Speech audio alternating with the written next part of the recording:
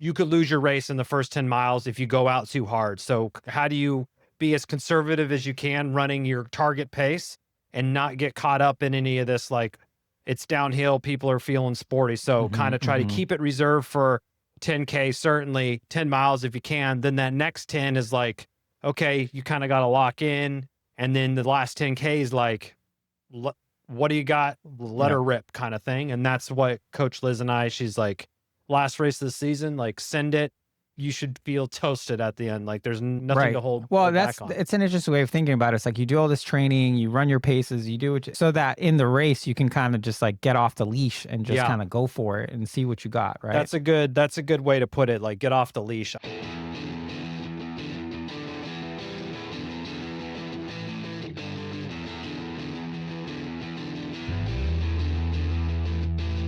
Welcome to the Low Tide Boyz, a Swimrun Podcast. I'm Chip. And I'm Chris, and this is episode 210 of the show.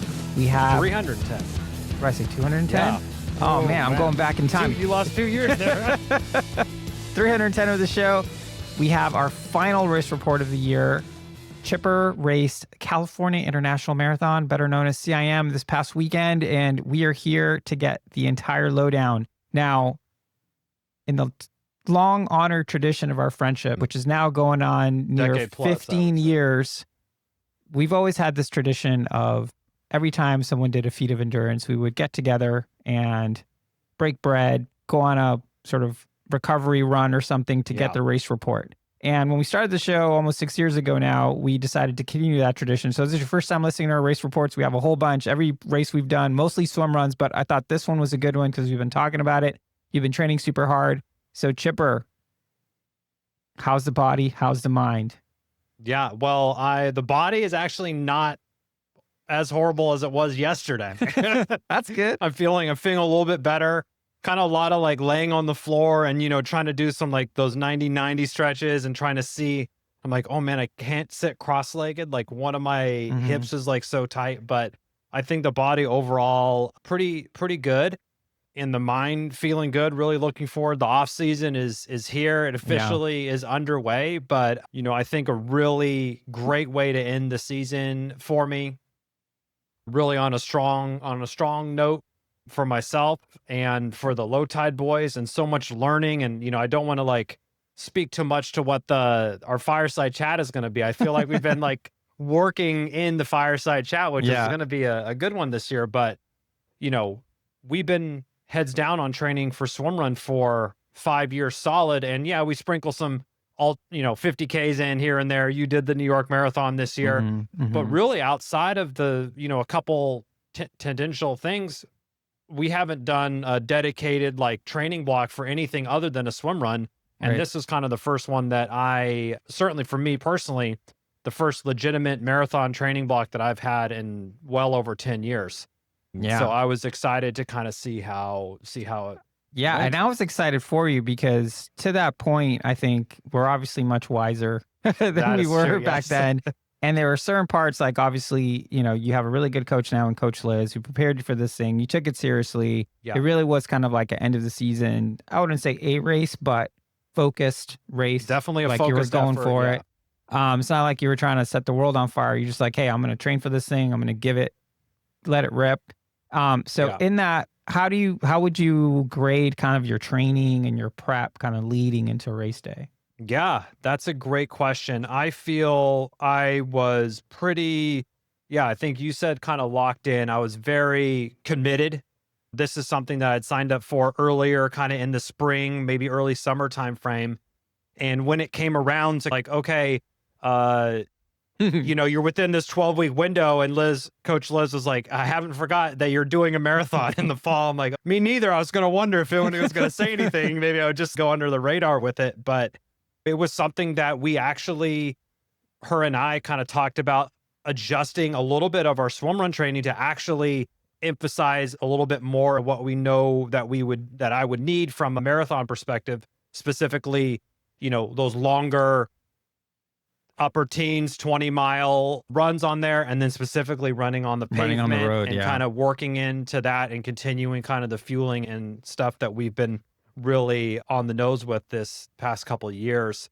But yeah, I mean, the training went really well. I mean, I had a lot of fun during the training side. I think that's a good, Liz certainly didn't, I wasn't doing 60-mile weeks. I think my top run volume week was maybe like 45, 50 miles. I know marathon can definitely get up there. You could be doing 100K a week plus 100-mile weeks Sure. if you really wanted to get crazy there. But new job, busy, the same family, the same life constraints as normal. And it's Yes, like, you haven't been teleported into a yes, new still familial have kids, situation. all this stuff, and trying to be good at all those things as well and train for this. So I felt it was very balanced for where I was at in life.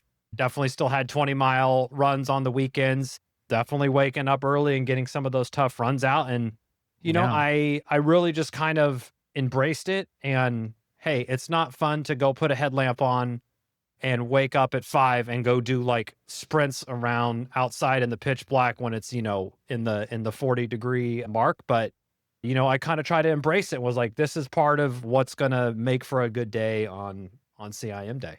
I was happy with the training block. Yeah, for sure. I think as an invested observer, I would say. Yeah.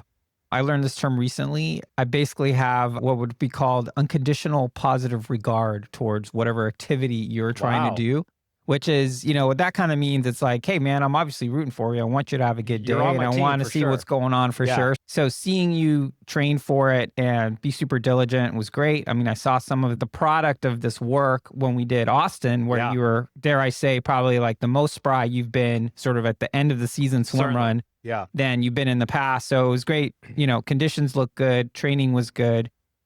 Talk to us, the royal us, on how did you come up with like your goal pace, your goal time? How are you sort of thinking around about Yeah. that And I stuff? know we talk a lot about that, and having, I've certainly gone out and done races in my endurance career and said, oh, I want to do a sub 5-hour half Ironman or whatever this time, and kind of set these time goals. And we usually don't necessarily suggest that's the best way to do it for a swim run.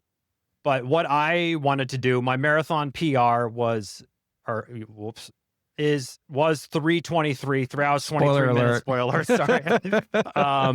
And that was set way back in 2013. So like 12 years ago, a much younger, early 20s shipper. No offense, dumber. Yeah, we're all less pretty dumb experience. back Yeah, then. We're all less pretty experience. dumb. And, I thought, hey, I signed up for this race, CIM. This was my third time doing it. We have my in-laws are there. And I was like, wouldn't it be cool? I feel like I know way more, just fueling alone, how to race. I've done so many miles and kilometers of different races, swim runs, and whatever. I feel like if I can kind of get at least in the same physical shape, I think I could outsmart my former self. And I was like, that would be cool. So I talked to Liz. I said, I don't even know if this is possible, from like, you tell me if I'm going to tell you this number and you say, I'm like, hey, do you think I could do a 3:20 marathon? Like, that would be cool to say, oh, I ran faster than I did 12 years ago, and getting closer to 40 years old here in the next couple of years. And she's like, yeah, I think we can do that. And that's sort of what we had everything dialed in. And that kind of was my goal.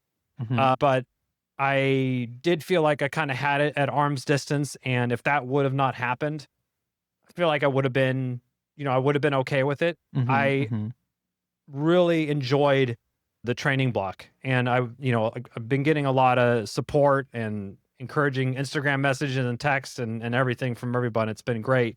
Someone's like, oh yeah, the training. And I'm like, I actually really, it kind of was the most fun of it, is like getting into this really good shape. And then Austin, it was like, oh, I kind of really enjoyed that part of the process. Sure. So I enjoyed the journey as much as the destination, kind of. Which is, that's kind of like an ideal scenario. We mentioned this on the show a lot. It's like, this is a hobby for us. These things should be enhancing your life. And if they start feeling like a lot like work, then that's probably not a good way to be, because we already have jobs and other responsibilities. Yes. So like, this shouldn't be another thing. Certainly our swim run habit is extremely well developed at this point and a big part of our identity. But that doesn't mean that, we can't have fun with it and we can't sort of be realistic about what's going on. And I think to that point, Chipper, I know that, we were talking about 3:20 being a goal, sort of closer to race day, just given how your training was going. we kind of flexed that to 315 or you Yeah. and Liz kind of flexed that to 315. So what was kind of the thinking there? Yeah. So in my training, when we had Coach Liz on for her FICA number 4 there, doing this training, I've tried to go very much based on perceived effort and how I feel. And it's like, okay, go for this target pace or go for kind of upper zone 3, tempo, not, maybe into threshold kind of on that line. She didn't necessarily prescribe me a pace for some of these workouts, but then other ones, she's like, I think you can go, I want to see this, and tried to say that pace. And I was like, okay. And then we'd follow up after. I'd be like, hey, I actually kind of was able to get there, and looking at the heart rate. Okay, I wasn't getting into zone 4. I was still in zone 3 at this pace. And so we had a prep conversation a couple days before, and she's like, I think you can do a 315. Like, you're fit enough, and you did this. She's like naming off a couple workouts and a couple signals that she looks at from a coach from like my heart rate and my training and that type of stuff. And I had kind of been thinking about that, but honestly, that's kind of a scary, fast thing. Like, I don't know if I necessarily had the confidence that I could do that. I mean, that's like a sub 730. It's like a 725 mile or something.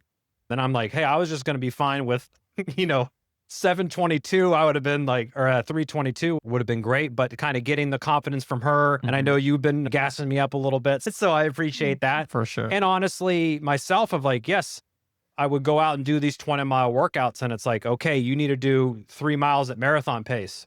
And I would be, 715, 720, kind of right in there. And I'm like, hey, maybe I can do this.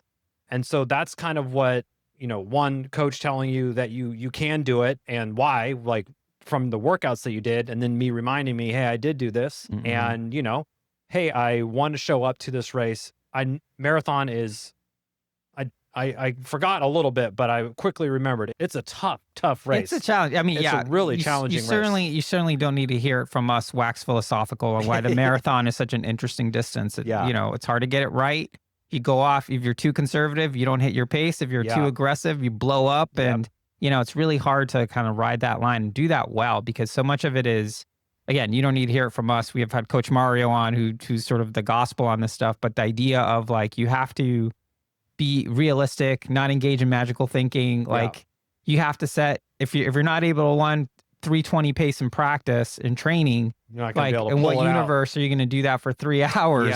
So it's really important to just be almost like ultra realistic. And as you said, Chipper, I think, and I thought you did this really well, was what's the training telling me? What are the results telling me? I'm doing these runs, I'm showing up. What are the results from there? And then taking that into race day as all the seeds that you planted that are finally going to grow. Yeah. And I was trying to kind of work this in during my workouts. And I personally probably I'm a little bit too conservative and kind of limiting on myself when I run. Like, oh man, I can't do intervals at 650 pace or sub 7. Like, I'm not a sub 7 type of guy, but I would go out there and I would just be like, let's just see what happens. And if you blow up in your training, in a training run, okay, you blow up, like, who cares? Big deal. It makes for a great Strava title too.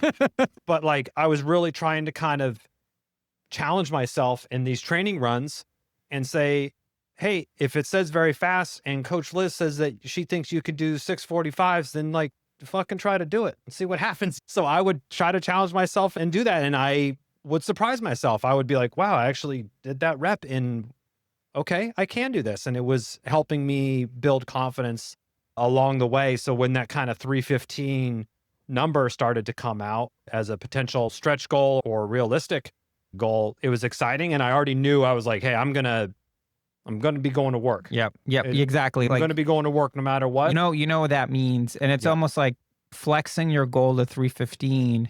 I'm curious if you think if this kind of helped you almost lock in more into what you were going to have to do on race day, like being focused, not messing around, making sure your shoelaces are tied well, like all this stuff. Yeah, I've really been feeling like the swim runs this year, I've kind of really refined my pre-race process. Like, I know what I'm having for breakfast. I know we're doing the PFH 1500 the night before, marking the paddles up, reviewing the course. We've, you brought your paddles? I didn't bring, I'm talking swim runs.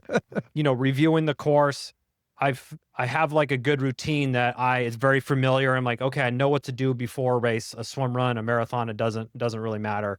So I was still kind of in that same level of like preparation. And yeah, I mean, I would say this is probably like I don't know how many A races you're allowed to have a year, but I'll put this one as one of them. For sure. This year for me. Yeah, for sure. I think anytime you put that much intention, again, it's a significant race, whether it's A or we want to assign anything to it. Like whatever. you were taking it serious. I was taking it very, very seriously for sure. Yeah. I mean, I was pulling out all the stops, carbon shoes, all the things, carbs.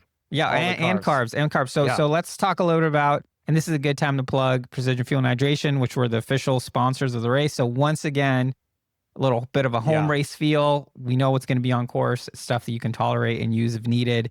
You went to the expo and actually saw the PFH folks. So how was that? Yeah. So went to Cal Expo, which was a new race location, a better packet pickup race expo location than previous. Just way more parking, way more accessible. It was cold. And, I know we're California. It was probably in the mid 40s. Yeah. But that's cold. And you know what? If you live in like, I don't know, Montana or something, you're like, that's not cold. It's like, it's all relative. It's cold for us. It's cold for us. We're cold right now in the Studio G. Like there isn't enough. There's no heater. There's not enough H in Studio G right now, but we're making it work. A pickup, got the bib and everything. And, I also haven't done a race this size in a while. I'm like, oh yeah, swim runs are very chill. I forgot like marathon and, I haven't done a triathlon in quite some time, but it's like, you can just feel everyone's buzzing. And PFH had their whole setup. And that's really what I wanted to see at the expo. And PFH has been bringing the A game this year. And I told Andy Blow to his face, they have just been crushing it. And it's impossible not to want to root for those guys and the team at Precision Fuel and Hydration. Absolutely.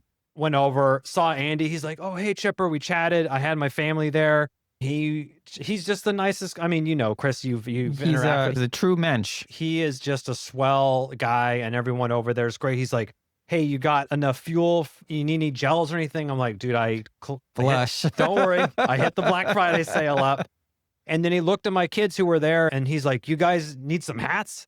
And he like took us over there, and he just gave my family a couple hats so they can have Precision Fuel and Hydration stuff. And just like the nicest guy. He's not running, but he said he was going to do the first 10K. I'm like, cool, maybe I'll see you out there. He took the time out of his day. He was about to go speak at some panel, but he spent 10 minutes to just chat with me and my family and just be kind to us and make sure that I was ready to go. Just a solid dude.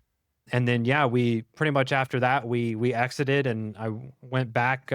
Big shout out to a big fan of the show, my mother-in-law, Sheila, and father-in-law, Eric. They're real ones who crashed at their house. Sheila's a huge fan of the Low Tide Boyz. Listens to every show. Shout out to Sheila. But I went and I sat on my ass for probably we don't usually sit around that much. We're very busy people. So for me sitting down on a couch for 2 hours, I was like, I haven't done this. You're almost like, should I sign up for more races so I can get like the couch people pass? Were like, you relax. I'm like, oh, okay, I will. It's like, can you bring me a bottle of water? Thank you. Yeah. Thank you. Eating all the carbs, of course, but really just kicking the feet up, taking it easy before we went to the old spaghetti factory to get what you might imagine is like the ideal carb load situation. And there was over half the people in the restaurant were running the race. Yeah. Could you tell because like a quarter of them were wearing their like Boston Marathon There was stuff? a lot of Bandit and like, so-and-so running club hoodies and stuff. And just, everyone's very trim and fit. Look, funny, this almost like just an aside, like in triathlon, there's a lot of sort of like gang affiliation, like your tri club or whatever, your ambassador team. I'm seeing like more and more in running, like all the run clubs are all about their gang affiliation and like wearing the colors and stuff. I saw a lot of Marina Run Club from the Bay Area. Sweet. Saw Golden Gate, GGTC, Golden Gate. Oh, for sure. They had a huge group out there. Yeah. Coached by Mario. That was awesome. Yeah, of course. I saw Mario out there. But I was just really taking it easy the day before, fueling up on the carbs, stretching, kind of just staying calm, staying nimble, staying bendy. Yep. Very important. Very important.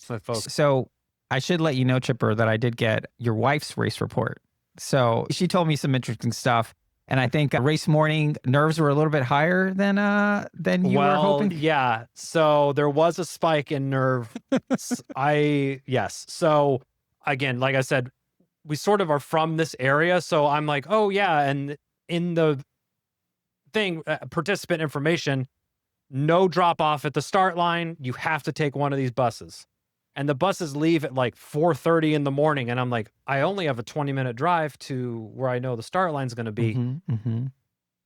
I'll exempt myself. Yes, from all the rules that 17,000 runners are 17,000, I forget how many, are subjected to. Well, newsflash,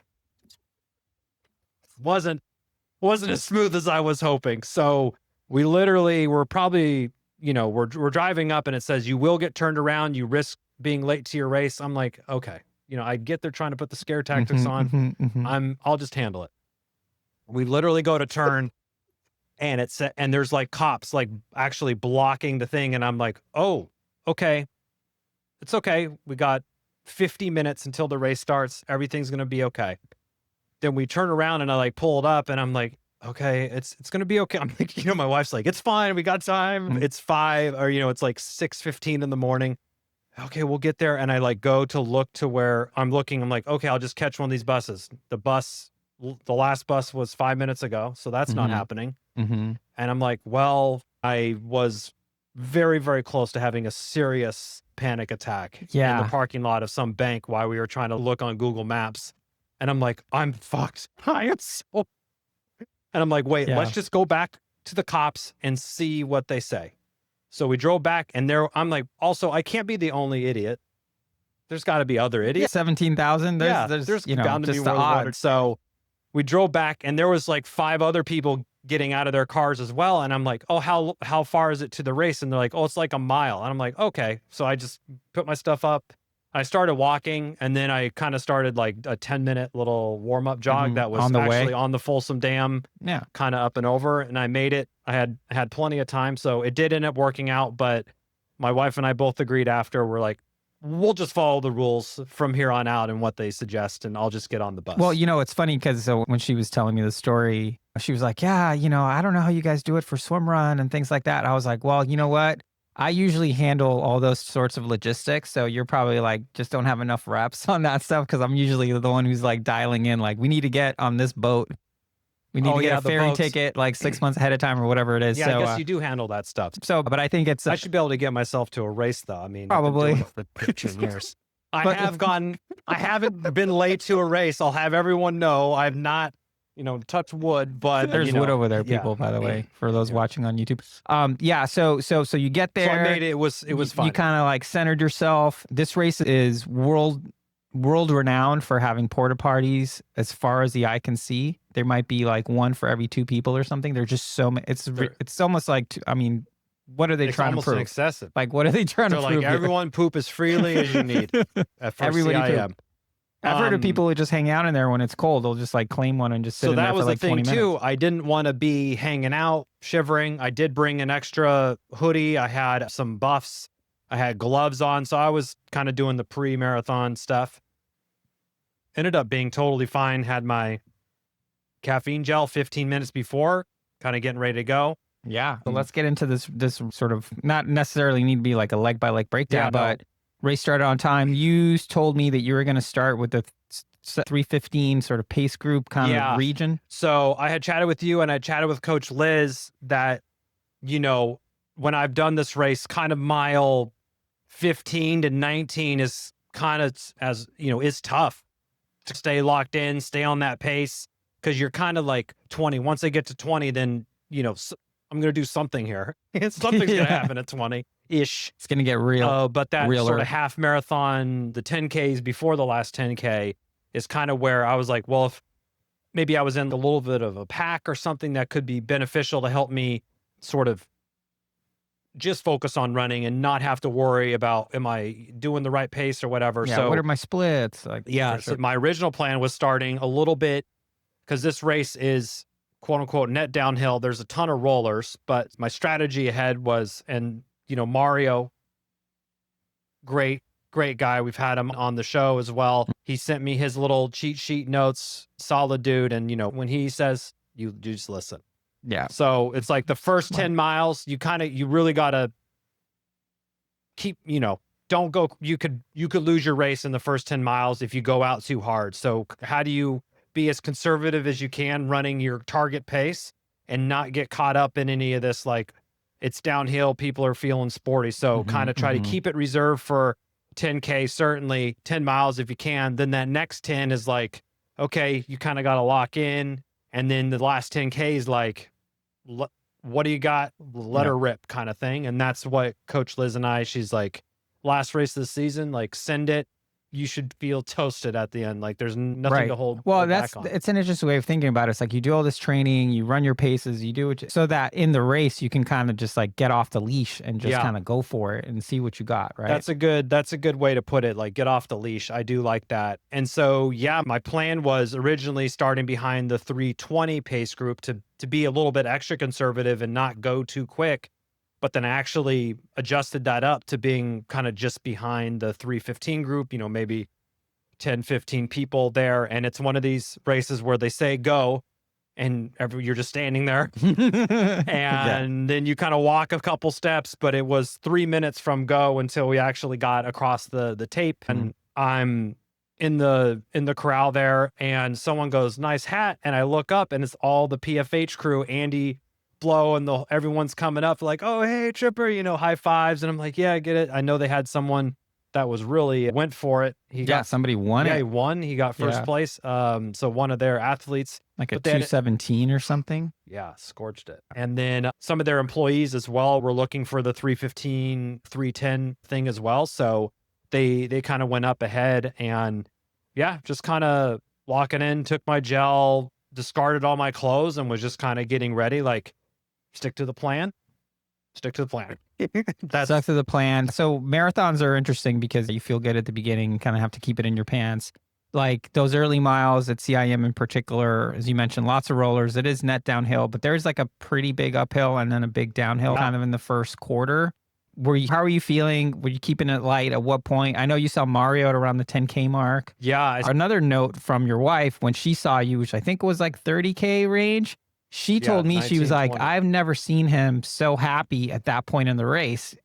And she's like, yeah, like Chipper kind of has like his Chipper face when he's racing, which is like, like if you're watching this on YouTube, it's just kind of like, we've done so many races with like, hey, Chipper is a camera, like smile. Because you're just like looking like super like super serious. But she said, she'd never seen you that happy and spry that late in the marathon, which I was like, that's awesome. That's great. I was feeling that way as well. And I had another person that I was a coworker with 15 years ago that said, I'll be at mile 7 in a bear costume. I said, I will see you there. But the first miles went out and, when you go on your training runs, it's like the first couple miles are just like, you're just really right out the door, kind of easing into it. And I was like, okay, let's kind of warm up into it. I'm like, oh, wait, no one's trying to run 8-minute miles right now. No, they're like fucking right on the pace. And I feel like the pace group was going way too hot. So I was just kind of like doing my own. I immediately was just stick to the plan kind of thing. Do my thing. Who cares where the pace group is? I'll just stick to my plan. I wouldn't say in the first 10K I ever felt like, oh, I'm feeling like great. I never had that kind of feeling, which is fine. And again, Coach Liz, very experienced racer herself, former pro triathlete. She's like, sometimes you just don't feel good and you just kind of got to still got to do it. You just got to get on with it. So I wasn't feeling shitty, but I wasn't like, oh man, I'm this juiced. Is the day. Yeah. I'm juiced right now. But I would say it was very much, the miles kind of ticked off and I'm like, would check in. I'm like, okay, I'm definitely feeling in control right now. I'm not feeling, my heart rate's drifting or anything. Focus on the fueling. I had my fuel plan down and dialed in and what my targets were going to be and all that stuff. So around the 3 mile mark, the Precision Fuel and Hydration crew, Andy Blow, and some of the folks there I saw them and I kind of slowly caught up and I got up to him like, hey, and then we started chatting. So shared, 3 miles or so with Andy and the PFH crew. And that was kind of nice because everyone was kind of settled into that pace. Just ticked off a couple miles. Mario was there shouting and I came out. I was like, I popped out behind somebody and I gave him a high five. And I think it kind of like, he didn't see me right away. He's like, oh, Trevor. And he's like, so that was cool. And then Andy Blow peeled off around the 10K because he's coming back from an injury. So I just kind of kept going on. Saw my friend there at mile 7 in the bear costume. And thank you. Nice to see you there. And yeah, just kind of kept carrying on and I never really was like, oh, I'm feeling juiced right now, hitting that nutrition and fueling, which I think I give myself pretty high marks on that one. So this is probably a good time to talk about like your fueling plan. You mentioned it's like 1,500 the night before, a gel 15 minutes before the start, sipping on PFH in the morning. What were you trying to hit in terms of carbs? Because I know you've been training that system. I have been training that like pretty hardcore. I mean, since we've really started working with PFH, but this year in particular, I felt like I've really pushed above kind of this 90 range that it's like more of a convenient range just because it's one packet of gel. But for the whole race, I actually did 370 grams of carbs, which averages out to like 112 grams per hour. Amazing. On this. But my 15 minutes before was a 30 caffeine. Then I was like, okay, I'm doing a 90. And that's 100 milligrams. 100 milligrams of caffeine. I've been experimenting with adding more caffeine in on my training runs as well, because we've been racing with Phil, and this dude's putting down alarming amounts of caffeine. I'm like, okay, maybe I'll try this and see how it goes. So I've been doing that as well. And you did bicarb as well? I did bicarb in the morning. So the Martin's bicarb, I tested it out on a training run and it seemed to work. I will say I guess it worked. I didn't have any poop incidences, which was great. It was kind of like the big thing that could happen. But yeah, 1,500 PFH before, kind of sipping on that. It was pretty cold. I was like, I don't feel like I'm going to be sweating a lot. So on my person, I had 390s, 2 PFH 100 calf 30s, and then a Beta Fuel 200 milligram caffeine there. So I had all that during the race. And then I had a 500 mil soft flask with 1,500 PFH in it. And I killed that as well. Plus whatever cups I took. I would say maybe, 3 to 4 PFH cups and then 3 or 4 waters. So I don't know, maybe 750 milliliters total fluid. I definitely had a lot of salt crusties around my eyes there, so probably could have used a little bit more fluid, but I was kind of like drinking to thirst since it wasn't very hot. Gotcha. It was like 40, 45 or something like that. Gotcha. So when it always happens, these races, doesn't matter how fit you are, at some point it gets real. Shit gets real. So there was a split that Liz was like, yeah, if you need to hit the half marathon at 138 to get your 320 kind of thing. Like if you hit that, you'll be good. And I think I hit the half marathon at like 137 something. So I was like, okay, great. Was feeling pretty good. That section from like mile 13 to mile 20-ish is, not particularly inspiring from a scenic perspective through Sacramento. There's cool areas and stuff, but you're just kind of like on Fair Oaks Boulevard. I did forget how just cool marathons are. Oh yeah, the people vibe, are out there just screaming for you, cheering, signs, bands. Like it's just it's a very wholesome, fun thing. Everyone's very supportive. It was so while this is happening, I had preemptively apologized to the yoga instructor that the Godfather Andy Hewitt hired for his Dave Andy birthday party that I was at in San Diego. And I apologized to her in advance because I was like, hey, my buddy's running CIM, so I'm going to be checking my phone.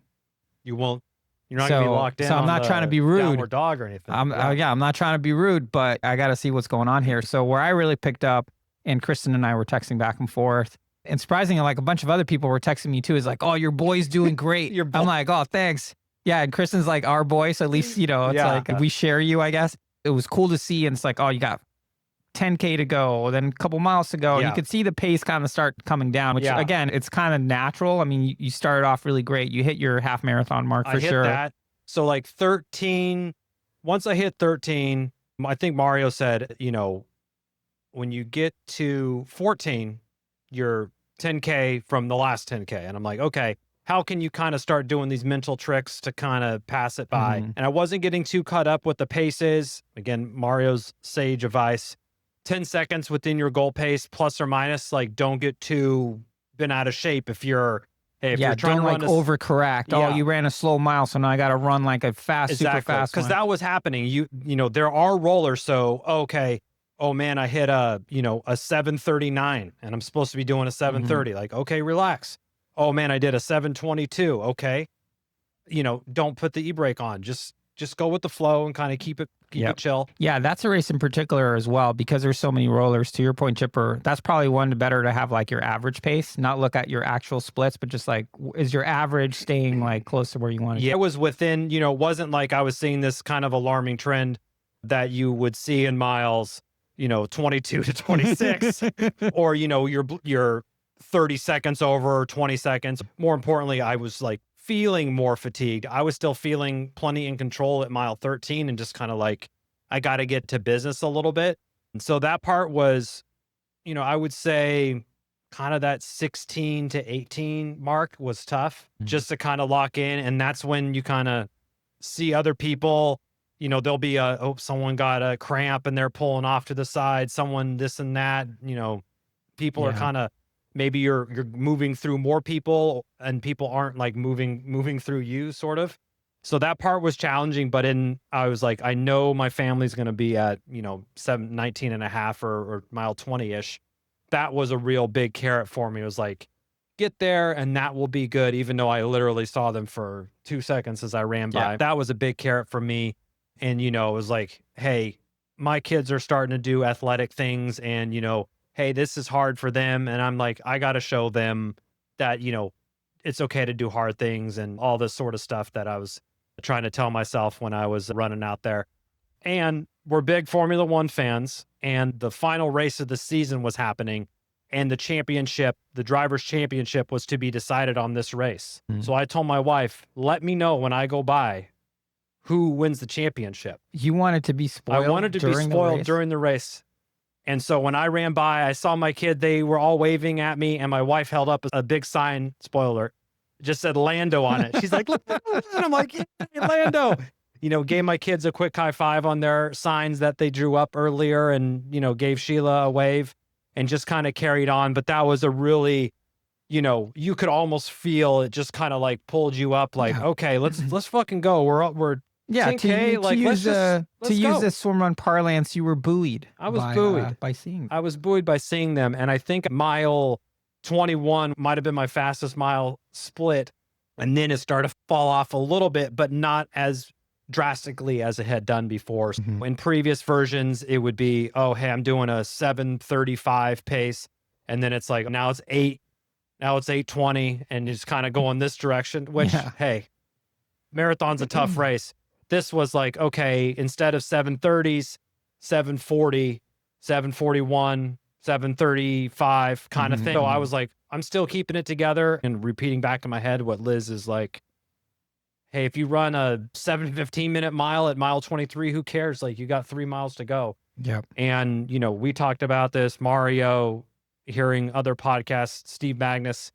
It's like that last 10K, it's like, okay, in my head, just get through this, get to mile 21. Okay, now I will negotiate mile 21 to 22. Yep. 22 to 23. It's funny because I was doing that. I was watching your splits. I was like, he's got 2 miles to go. He can do anything. He can do anything for 2 miles. I was like, you can't run for 14 more minutes. I was like, come on, you got 20 minutes. Let's go. Let's go. So these are the things I'm telling myself as well. That was a psychic tether being attached across hundreds of miles. This race for me as well, I wanted to challenge myself. Not that I think I throw in the towel too easy or, quote unquote, am a bitch and give up or whatever. But I'm like, don't bitch out. Just fucking suffer through it and just go. I don't know. Okay, Goggins. Sorry. I'm not trying to be Goggins, but like, hey, like, just make it hurt for a little bit and go there. Go there. Yeah. Like, go this dark. is your last race of the season. Like, I'm not, what's going to happen? Like, I could blow up. Okay. I'll walk in. That was me towards the end of Austin. I was like, I just got like one more swim, a couple more miles to go, and I'm done. It's like, I can do this for 20 minutes. So, especially mile 23 on, it was like, you got 5K, you can fucking do 5Ks. You can do, and I'm like this, and I'm looking, and I never had my total time up on my watch. I was kind of checking these paces, and it, I was like, well, I know that clock isn't exactly right. It's a couple minutes. So I knew 3:20 was like looking pretty good unless something was happening. So that was kind of helping as well. and just, yeah, really ticking those miles off. I will say mile 25 to 26, I started feeling some tinglies in my calf and my leg. Oh, Like yeah, okay. I felt like, when you feel like your calf is going to like just knot up into a... Yeah, it's this type of thing. If you sneeze, you're going to cramp. Yeah. And I was like, oh boy, this could be bad news. As you're passing by, this is when the battlefield is all out there. Oh, People carnage. are carnage all over. I literally saw a grown man being carried by his dad because he couldn't, like, his legs were so walked up. He's like carrying him to a chair, and I'm like, just fucking run. Man, who just was get there. his dad? Like, I don't know. It's big dude. He like picked him up. I was like, man, this is, yeah. So, just keep hammering the miles, and 25 to 26, and they're like 2 turns, and you kind of hear people coming around as well. And it was in the mile 25 to 26, and I look over, and someone that had started ahead of me with the Golden Gate Triathlon bib on was walking on the side. And I ran up behind him, and I saw him up there. I'm like, hey, GGTC, we got 5 minutes. Let's go. And I was like, come on, man. I don't know if I gave him the shoulder tap or whatever. Like, knocked him over. Yeah, I was like, let's come go. on. We got 5 minutes, GGTC. Let's go, dude. Let's go. So I kind of brought this guy out of his thing, and he was going, and I'm like, I'm not going to wait for him, but he was right there with me the whole time, and we finished. And he's like, hey, thanks, man. I'm like, hey, I used to be in GGTC back in the day. Yeah, but, grizzled old GGC veteran. Finished 3:18:30 or something like that. And almost exactly in the middle of your flex goal and then your actual goal. Yeah, so very happy with it. Emptied the tank. I was like, like a cyclist going up Alpe d'Huez, just everything I had, no water bottles, no gel wrappers, I was just throwing it all. And I was like, I got to be as nimble as possible on these last miles. But yeah, and then you kind of walk you around, and I forgot how your legs are just absolutely not having it after you finish the marathon. Like, I couldn't get up a curve. I mean, you remember all that, all this stuff. Like, I just experienced shattered. it a few weeks ago. Your legs are shattered. Got a water bottle, got my medal, and I'm like, it's done and dusted. Yeah. So I checked in with you pretty soon after. I was like, I'm assuming the body's trash, but how's the mind? And I checked in with Kristen as well, and she was like, oh, Chipper's great, like super happy. Seemed like all the nutrition paid off. Yes. What's kind of like, now that it's in the rearview mirror by a day, I'm not expecting like super final thoughts. Yeah. Why don't you give me your final thoughts kind of on the experience, on your training, and kind of what you think you're going to take from this and kind of carry forward? Yeah, I think overall, I mean, my friend's like, are you done with marathons for a little bit? Like, did this kind of like, I'm like, no, I mean, it's a hard race, and it's it requires a lot, like, for the race. The training I actually enjoyed more than I think I was anticipating, honestly. And I think overall a very, very positive experience.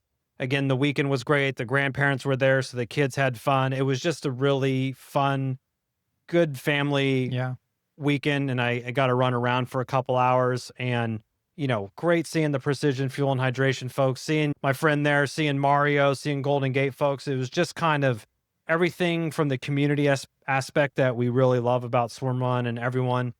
It was just kind of like just a little bit more of that, and then certainly all the love, Strava marathons and Strava. It's just it's red like meat. It's like chum in the water.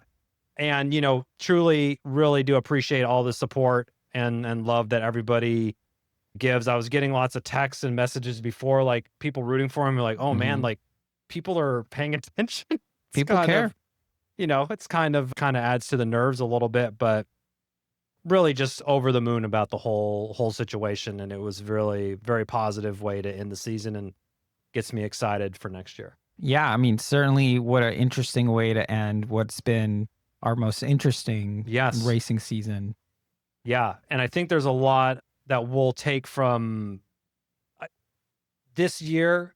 Is the most that we've ever learned, or like it feels like we've learned so much this year in new experiences with Swimrun, of course, but with other things that is only going to make our Swimrun experiences better. Yeah, I agree. And I think with that, we'll save the rest for our fireside chat, which will be coming out in a few weeks. And signing off for another year of racing. We did it. Congrats, man. Proud of you. Got, solid 10 races in this year again. I don't even know. I don't bunch. even know what it was. Bunch. We got a lot in though. Yeah. But yeah, stay subscribed. Swimrun Christmas is coming up any day at the time of recording. Yep. So we'll see you then. Over now. Should have worn the medal or something. You'd be like, had my drinking my CIM water bottle. That's it for this week's episode. Thanks so much for listening to the show. Make sure to subscribe wherever you listen to podcasts and leave a rating or review, since that's the best way to help other people discover the show and the sport of swim run. Check out our website, lowtideboyz.com. That's boys with a Z, for swimrun resources, including gear guides, tips, how-to videos, and so much more. Make sure to check out our meme page at The Low Tide Boyz on Instagram. If you have any questions or suggestions for the show, send us a DM or email us at lowtideboyz@gmail.com. We'd like to thank Riding Easy Records for our show music, and of course our wives for their support and tolerance of our swim run and other activities. Lots of activities. Lots of activities. Finally, you can support our efforts on Patreon. Until next time, get out there and go for a swim. Then a run, And then a swim, then another run, then another swim. then run some more. Just keep going. Let's go. And then stop at some point because, And fuel. Don't forget to fuel. Gotta fuel Of too. course, yes.